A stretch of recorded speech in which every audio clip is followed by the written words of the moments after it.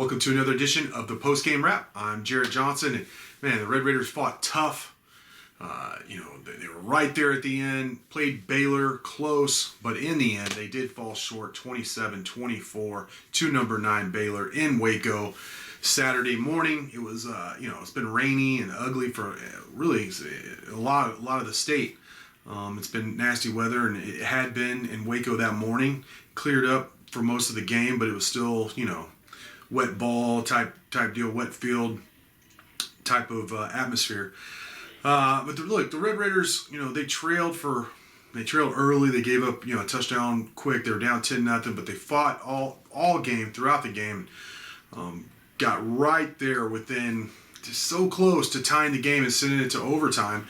But the missed field goal is what it is. Jonathan Garibay, of course, he made a 62-yarder to beat Iowa State earlier this year.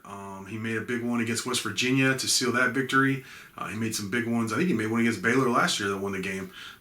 So Jonathan Garibay has done a lot of really good things for Texas Tech, but this is just the life of a kicker, hero or goat. So his 52-yard attempt as time expired did go wide left. And the Red Raiders finished 6-6 on the regular season, 3-6 in the Big 12, and it was such a crazy regular season. Obviously, your head coach gets fired 2/3 of the way into the season.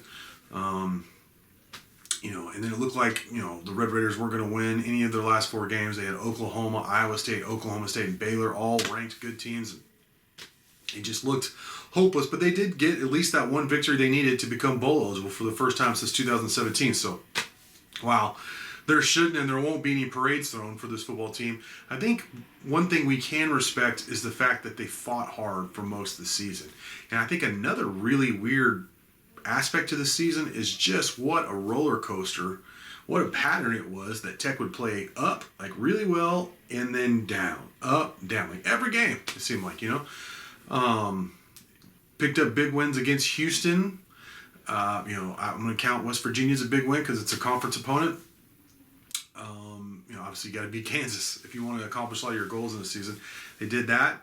Iowa State, it's a good win. So, and then, Stephen F. Austin, they almost got their butts beat in that game, but they did win that. And then Florida National, okay, they handled their business. So, that's how you get to 6-6. They came really close, like I said, to at least send the game into overtime. And who knows, Tech had a lot of the momentum there.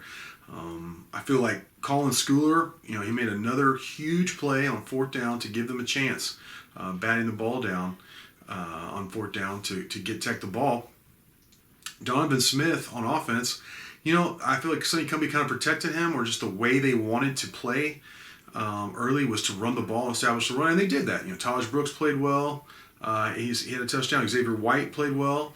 And then that second half play, there's a couple really explosive plays, and one of them was it was really well-designed play. It was a fake swing pass to Easy out of the backfield, throwback screen, tight-end screen to the right side, and perfectly executed.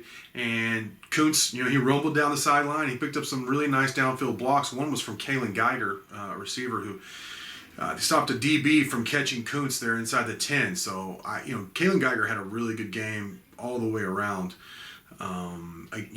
there in Waco against Baylor. So, hats off to him. Some other guys, like I mentioned, Schooler.